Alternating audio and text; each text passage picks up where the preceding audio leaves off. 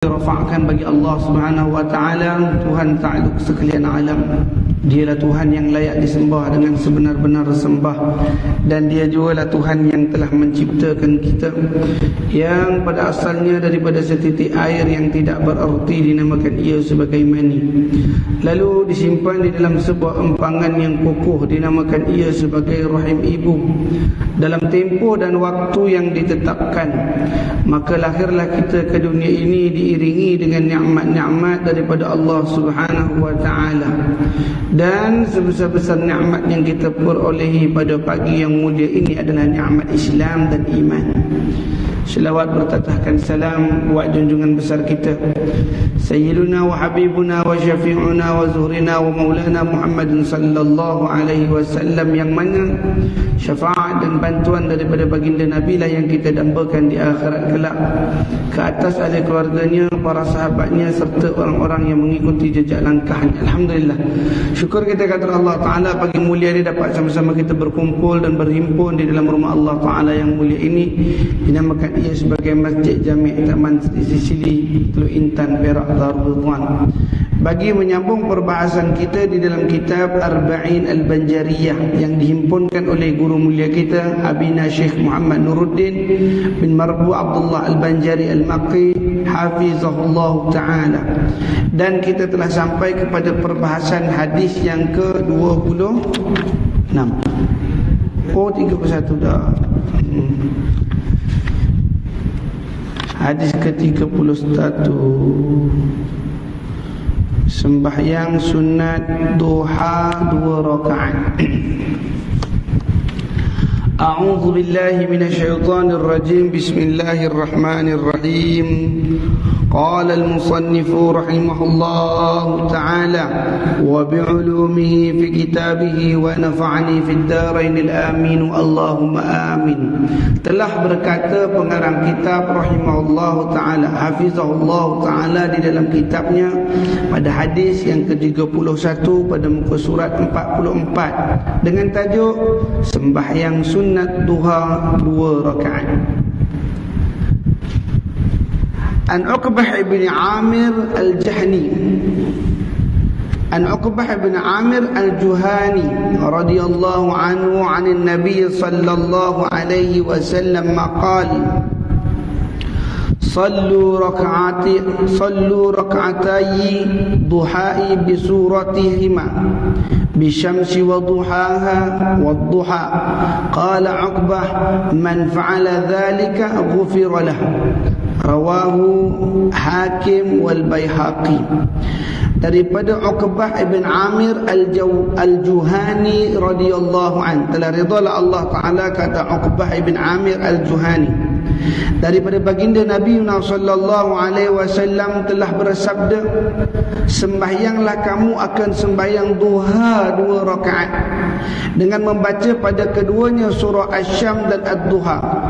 Uqbah berkata, sesiapa yang memperbuatnya nescaya akan diampuni. Hadis riwayat Imam Baihaqi dan Imam Hakim. Hadis pada hari ini iaitu hadis tentang beramal ibadah dengan melaksanakan ibadah salat. Jadi anjuran Nabi SAW ini ada satu salat yang namanya salat duha. Yang solat duha ini adalah satu daripada pelbagai solat sunat, dan ia adalah sembahyang sunat yang terkait dengan masa. Sembahyang sunat ada pelbagai. Ada sembahyang sunat kerana sesuatu, ada sembahyang sunat kerana tempat, ada sembahyang sunat kerana masa. Iaitu seperti tempat, iaitu sembahyang sunat tahiyatul masjid. Bila masuk tahiyatul masjid baru ada sunat tahiyatul masjid. Kita nak sembahyang di rumah tahiyatul masjid tak boleh, sebab di rumah bukannya masjid, insya-Allah. Begitu juga sembahyang tahajud. Kita pukul 3 petang nak sembahyang tahajud tak boleh, kerana sembahyang tahajud adalah solat sunat yang berkehendak pada waktu, iaitu hendak pada waktu setelah tidur daripada waktu malam, bangkit daripada tidur waktu malam. Begitu jugalah solat duha. Solat duha ini ialah solat yang dikerjakan apabila telah masuk waktu sekira-kiranya segalah matahari daripada pandangan. Ini disebutkan oleh para ulama, iaitu kira-kira matahari telah naik setombak, selembing ataupun segalah. Itu matahari telah berada pada paras pandangan matanya. Dalam anggaran kata guru kita Abina Abuya Syekh Muhammad Nurud Abuya Syekh Ahmad Fahmi Zamzam Abu Ali Al-Banjari An-Nadwi Al-Maliki rahimahullah taala, beliau mengatakan adapun waktu duha itu sekira-kira adalah 1 jam 32 minit daripada waktu subuh. Katalah hari ini kita kata pukul subuh kita adalah pukul 6, contoh nak senang kira pukul 6. Jadi duha tu bermula mana? 1 jam 32 minit. Maknanya pukul 7.32 telah masuklah waktu duha. Tambah saja 1 jam 32 minit daripada waktu subuh. Kalau kita tengok sekarang jam 5.47, 2 minit, maknanya tak sampai pun lagi sejam setengah baru masuk syuruk. Dia belum masuk duha. Jadi orang tengok syuruk, syuruk ni dah masuk duha ke? Belum. Duha bila? Iaitu sekira-kira 1 jam 32 minit daripada waktu subuh. Lalu dalam waktu emas itu, kita panggil waktu emas, kerana Allah Ta'ala sebut dalam Quran, Bismillahirrahmanirrahim, Wadduha wal-layli idha saja ma wadda'aka rabbuka wa ma qala. Demi waktu duha, Tuhan tunggu kita pada waktu duha, tapi dia kerana sibuk kita dengan urusan dunia, sibuk kita dengan urusan ma'isyah, sibuk kita dengan urusan-urusan pribadi maupun urusan keduniaan kita itu tadi nak diselesaikan pada waktu duha, maka kita melupakan Tuhan kadang-kala. Terlupa kita nak menghadap Allah Ta'ala pada waktu itu. Tak apa, kata Tuhan, wal-layli idza saja, demi waktu malam yang sunyi sepi. Itu pun orang tak datang lagi jumpa Tuhan pada waktu malam, tak datang menghadap jumpa Tuhan pada waktu malam. Apa Tuhan bagi tahu? Tuhan mention kat situ, ma wadda'aka rabbuka wa ma qala, dan tidaklah Tuhanmu meninggalkan engkau sebagaimana yang dikatakan oleh mereka. Insya-Allah. Jadi Tuhan tak pernah tinggalkan kita. Kita ni kerap kali tinggal Tuhan. Jadi bila waktu bermula yang benar-benar Tuhan tunggu, iaitu adalah waktu duha. Dalam hadis sebut itu waktu duha. Jadi dalam waktu duha ni untuk mendapatkan keampunan. Biasa kalau kita cerita sembahyang duha, orang cerita pasal rezeki. Tapi hari ini duha daripada hadis Nabi SAW ini adalah duha berkaitan keampunan. Nabi kata sallu, itu fi'il amar, maknanya solatlah oleh kamu, dirikanlah solat raka'atai, 2 rakaat ad-duha, pada waktu duha itu, dengan niat usalli sunnat ad-duha bisuratihima, yang mana dalam tiap-tiap rakaat, satu rakaat dia ada 2 rakaat. Setiap satu rakaat itu, rakaat pertama dibaca bisyamsi dengan surah asy-syams. Rakaat pertama baca surah asy-syams, kemudian rakaat yang kedua baca surah ad-duha. Rakaat pertama wasyamsi wadduhaha wal qamari wasyamsi wadduhaha. Nanti lepas rakaat kedua, lepas daripada Fatihah, iaitu baca surah ad-duha pula.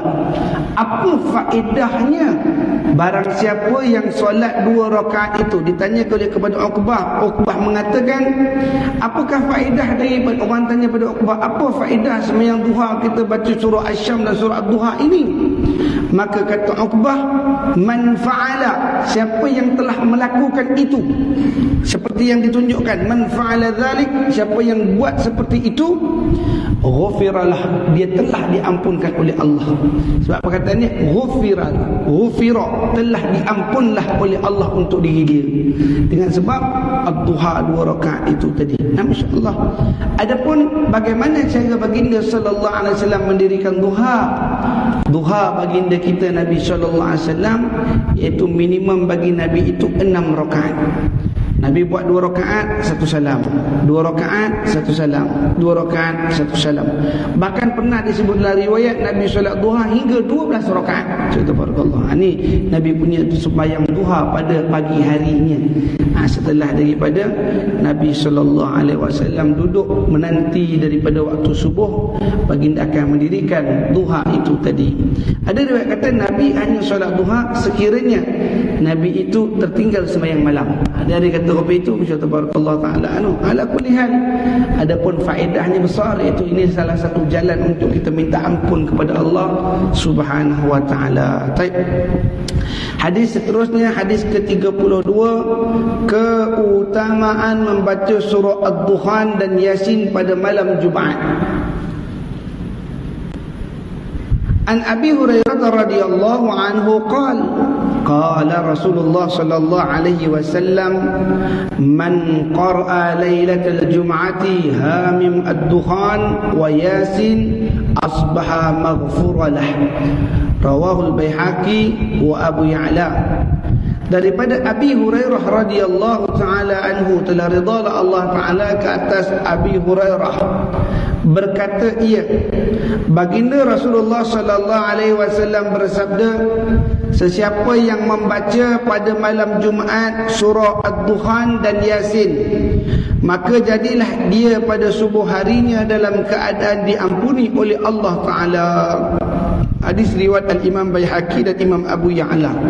Hadis ni dah jelas menjawab persoalan yang dikatakan oleh segelintir orang yang mengatakan Yasin malam Jumaat itu bid'ah. Subhanallah taala. Membaca Yasin malam Jumaat ni bid'ah tuan-tuan, kata Masya-Allah. Nabi tak pernah buat. Jadi al-hadis, dalam hadis ada sebut. Apa tu hadis? Ma aqwalu wa af'alun Nabi sallallahu alaihi wasallam. Barang yang keluar daripada mulut Nabi dan barang yang dikerjakan oleh baginda Nabi dan barang yang disandarkan kepada Nabi. Itu hadis. Jadi boleh tak kata tak ada hadis pun Nabi buat semayang buat baca Yasin malam Jumaat ni. Nabi kata man qara'a lailatul jum'ah, siapa-siapa yang membaca pada malam Jumaat. Apa maksud malam Jumaat? Iaitu pada hari Khamis setelah azan maghrib. Azan maghrib hari Khamis berkumandang, maka telah masuklah Jumaat. Maka ketika itu siapa yang baca Hamim Ad-Dukhan, surah Ad-Dukhan, Hamim Ad-Dukhan, dan dia baca Yasin, maka apa diganjarkan oleh Allah Ta'ala? Maka asbaha maghfurlah, maka diampunkan Allah oleh dirinya dalam keadaan berpagi-pagi. Dia bangun pagi hari dia itu dah dicatat sebagai orang yang diampuni oleh Allah Subhanahu wa taala. Itu sebab ada kelebihan lain pula, kelebihan dalam hari Jumaat apa dia? Iaitu membaca suratul Kahfi. Siapa yang membaca suratul Kahfi pada hari Jumaat, maka dia akan diampuni oleh Allah Ta'ala hingga Jumaat akan datang. Yang Yasin Hamim Ad-Dukhan ni siapa baca, Allah ampun dosanya yang lalu. Sedangkan siapa yang baca Al-Kahfi dijaga oleh Allah Ta'ala, diampun oleh Allah sampai Jumaat akan datang. Jadi maksud diampunkan Allah Ta'ala sampai Jumaat akan datang ni bukan makna dia jadi maksum. Ada orang ingat saya dah baca surah Kahfi, saya tak dikira dosa kalau saya buat dosa pun. Bukan.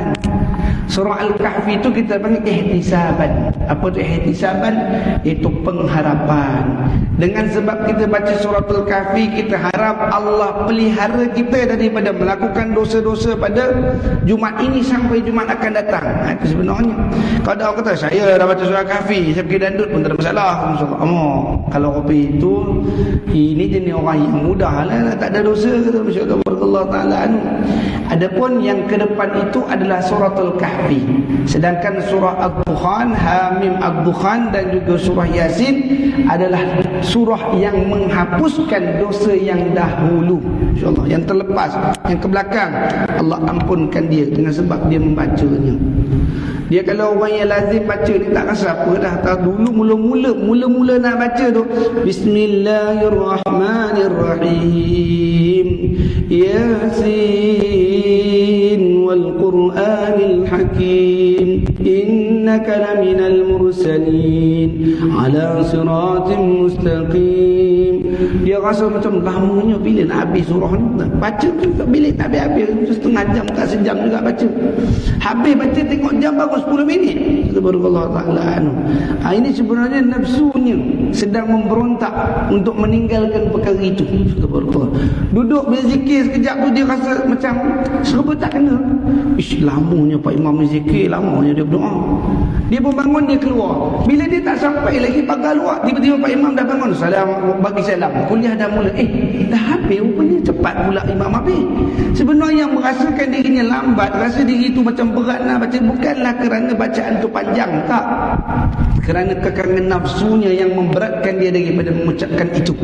Tapi orang yang biasa, budak hafizul Quran, kita kalau budak pelajar tahfiz, bagaimana kita nak kata dia tu hafiz?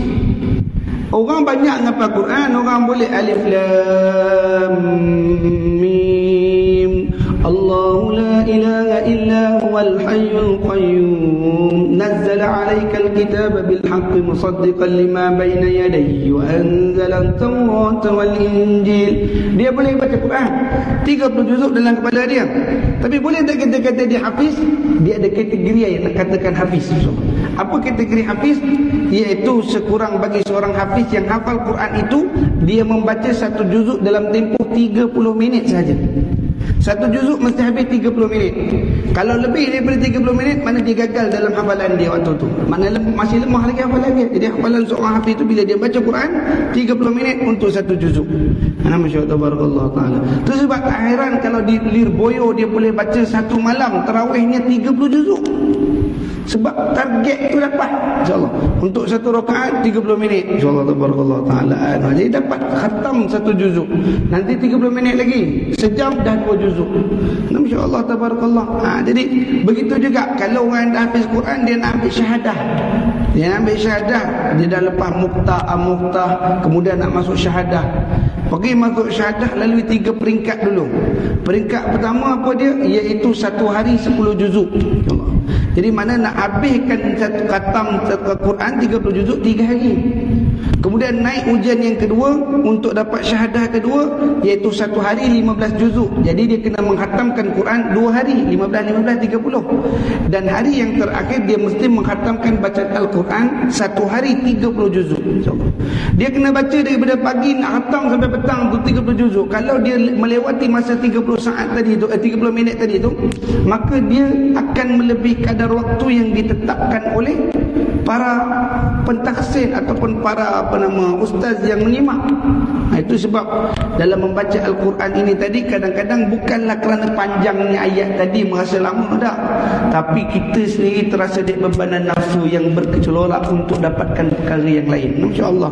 Itu sebab Allah berikan kepada Nabi kita Muhammad sallallahu alaihi wasallam satu kota keampunan. Kota tu dah duduk di mana? Dalam surah Hamim Ad-Dukhan dan dalam surah Yasin yang dibacakan pada malam Jumaat. Allah tu dia. Baca Quran diampunkan di Allah Subhanahu wa taala. Sembahyang sunat diampunkan di Allah Subhanahu wa taala. Baik. Hadis seterusnya, hadis ke-33, iaitu hadis berkaitan hukum memakai cincin emas. An Ibn Abbas radhiyallahu anhuma anna Rasulullah sallallahu alaihi wasallam ra'a khataman min dhahabin fi yadi rajulin fanaza'ahu fatarahu wa qala ya'midu ahadukum ila jamratin min narin fayaj'aluha fi yadihi. فقيل للرجل بعدما ذهب رسول الله صلى الله عليه وسلم خذ ختامك وانتفع به. قال لا والله لا أخذه أبدا وقد طرحه رسول الله صلى الله عليه وسلم. رواه المسلم. Daripada Ibnu Abbas radhiyallahu anhuma, telah redhalah Allah Taala ke atas mereka berdua, itulah Abdullah bin Abbas dan Abbas bin Abdul Muttalib, bahawasanya Rasulullah sallallahu alaihi wasallam melihat emas di jari seorang lelaki, di tangan seorang ni lelaki lah, kerana perkataan tu rajulin, di tangan seorang lelaki. Kemudian cincin itu dicabut dan dibuang baginda, seraya bersabda, salah seorang kamu mengambil batu api neraka dan kemudian diletakkan di jari tangannya. Dikatakan daripada lelaki berkenaan, selepas baginda pergi, ambillah cincinmu dan manfaatkanlah ia. Ia menjawab, wallahi tidak, aku tidak akan mengambilnya untuk selama-lamanya, kerana ia sudah dibuang oleh Rasulullah sallallahu alaihi wasallam. Jadi dalam hadis ni diceritakan tentang bagaimana ketika Rasulullah sedang duduk dengan sahabat, ada satu orang sahabat dia pakai cincin. Baik, sebelum kita bahas cerita pakai cincin, mari kita perbahaskan dulu sunnah dalam memakai cincin. Haram hukumnya memakai cincin emas. Segala perkara yang daripada emas haram bagi lelaki. Bukan kata haram pakai emas dah, haram bagi lelaki, baik kecil, besar, tua. Tak boleh pakai emas. Sunat bagi laki-laki memakai cincin daripada perak. Makruh bagi laki-laki memakai cincin daripada tembaga. Dan juga harus bagi lelaki memakai cincin daripada besi, seperti stainless steel, platinum ke apa macam itulah. Besi-besi yang lain, metal yang lain boleh. Adapun emas, suasa, hukumnya haram. Adapun masalah daripada tembaga, itu hukumnya makruh. Yang sunat perak. Adapun sunat tu diletakkan di mana? Iaitu di antara dua jari. Sama ada di jari manis ataupun di jari kelengking. Ini dua jari ini adalah sunnah Rasulullah SAW. Adapun bagi orang-orang Nasrani, mereka memakai cincin di jari, orang Yahudi, mereka memakai cincin di dua jari ini. Jari hantu dan jari telunjuk. Dan orang-orang Nasrani pula, dia memakai cincin pada dua jari ini, jari telunjuk dan juga jari hantu. Ini sekarang jadi trend fashion anak muda sekarang. Dia suka pakai cincin dekat jari telunjuk dengan ibu jari ni. Ini adalah perbuatan daripada suatu bangsa yang lain, iaitu atau daripada satu bangsa yang dipanggil sebagai Nasrani. Ini ada pun Yahudi dan Nasrani pakai di sini. Kita khawatir dengan sebab pemakaian itu tadi, kita terjerumus dalam menjadi ahlinya. Minta maaf kenapa kata ahlinya? Kerana Nabi SAW mengatakan, man tashabbaha biqaumin fahuwa minhum. Barang siapa yang menyerupai suatu kaum, maka tergolonglah ia dalam kaum itu. Dan adapun bila memakai cincin, Al-Imam Al-Ghazali rahimahullah ta'ala mengatakan sunat bagi cincin itu matanya berada di bawah. Ini kalau Imam Al-Ghazali rahimahullah ta'ala. Kenapa? Kerana cincin yang dipakai Rasulullah adalah digunakan untuk cap mohon. Nabi pakai sebagai cap mohon. Dan kata Al-Imam Al-Ghazali, dibalikkan mata cincin ke bawah. Kerana apa? Supaya meninggalkan riak. Dia bertinggalkan riak, jangan rasa besar diri dengan mata cincin. Adapun Imam Nawawi dia katakan pakai cincin daripada jari yang kelengking dan dijatuhkan matanya sedikit, dicondongkan sedikit. Dia jangan tegak apa itu, tapi dicondongkan mata cincin itu sedikit. Ini adalah sunnah Rasulullah sallallahu alaihi wasallam. Baik. Maka kita dah tahu dah tata tertib memakai cincin, di jari yang mana, bagaimana kedudukan cincin, dan material penggunaan cincin itu telah kita sebutkan, emas adalah haram. Namun perkara ini pernah berlaku di zaman Nabi SAW. Ada seorang laki-laki yang dia memakai cincin daripada emas. Bila dia pakai cincin daripada emas, maka dilihat oleh Rasulullah. Pak hadis kata, ra'a, telah melihat khatama min zahabin, cincin daripada emas, fi yadir rajul, pada jari, pada batang jari seorang lelaki. Maka fanaza'ahu fatarahahu, fanaza'ahu, Nabi cabut cincin tadi daripada tangan laki-laki tadi. Hulu tangan Nabi cabut. Apa Nabi SAW buat? Nabi pergi lempar cincin tadi, Nabi buang cincin emas itu. Bila Nabi lempar cincin emas itu, maka berkatalah Nabi SAW, ya'minu ahadukum, telah mengutip salah seorang daripada kamu, ila jamratin, daripada batu yang dilemparkan minan nar, dalam neraka. Batu-batu neraka ni asal daripada emas. Emas tu dijadikan batu dalam neraka. Tu sebab kebanyakan ahli neraka, mereka akan diazab dengan emas. Orang yang duduk di atas dunia tak mau bayar zakat, apa dibuat oleh Allah SWT? Nanti dijadikan emas itu jadi keping papan yang panas, lalu dilekap ke belakang mereka. Emas mana di situ. Dan dicintai oleh manusia akan emas di atas muka bumi ini tadi. Subhanallah. Maka salah ke mengumpul emas? Tak salah. Yang salah bila menyalahgunakan emas. Subhanallah. Jadi bila ketika itu Rasulullah kata, ya'midu, telah mengutip salah seorang daripada kamu, iaitu lelaki tadi. Nabi nak beritahu lelaki tadi, telah mengutip salah seorang daripada kamu batu-batu daripada api neraka, fayaj'aluha fi yadihi, kemudian dia meletakkan di tangan dia. Maknanya emas dipakai kepada badan laki-laki itu umpama melekapkan batu neraka pada badan dia sendiri. Maka ketika itu, Allahumma salli ala sayyidina Muhammad, setelah Nabi dah lemparkan dan Nabi dah cakap macam tu, Nabi senyap dan Nabi beredar pergi. Nabi pergi. Ada satu orang tak tahulah siapa. Sebab kenapa kata tak tahu? Kerana dalam hadis tu kata apa? Faqila, maka ada yang berkata. Siapa berkata? Tak tahu. Tapi ada lah yang cakap, insyaAllah. Itu sebab kena perkataan kil tu ada yang bercakap. Macam kita lah, akilnya apa dia? Orang tua-tua cakap tak boleh buat macam ni. Anak tu tanya balik ke kita, orang tua mana yang cakap tu mak? Orang tua mana yang cakap? Tak tahulah, orang tua dulu lah. Siapa namanya? Mana aku tahu, kata mak dia macam. Itulah faqil kita panggil. Jadi dalam hadis bila jumpa faqila, maknanya ada yang cakap. Siapa cakap? Tak tahu.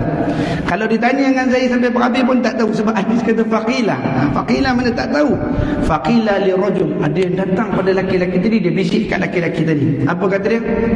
Ba'da ma dhahaba Rasulullah sallallahu alaihi wasallam, setelah Nabi dah pergi, dia datang kat laki-laki tadi, dia pun bisik kat laki-laki tadi. Apa kata dia? Khuz khatamak. Apa dia? Pergilah ambil balik cincin kau tu. Kan dia, Nabi dah buang dah. Kau pergilah ambil balik cincin kau tu. Wantafi' bih, dan ambil dia jadikan manfaat. Mana kau jual ke, ataupun kau gadai ke, ataupun kau gunakanlah sebagai kegunaan hidup kau. Ambillah balik emas tu. Ini bukan dia mengajak pada jahat, tak ada pun. Dia suruh buat manfaat, dia bukan suruh pakai balik. Dia kata, itu emas tu sayang kena buang, baik kamu pergi ambil jual, dapatlah jadi mata pencarian kamu. Kata laki-laki tadi, qala la wallah, tidak, demi Allah tak, aku tak ambil. Kenapa?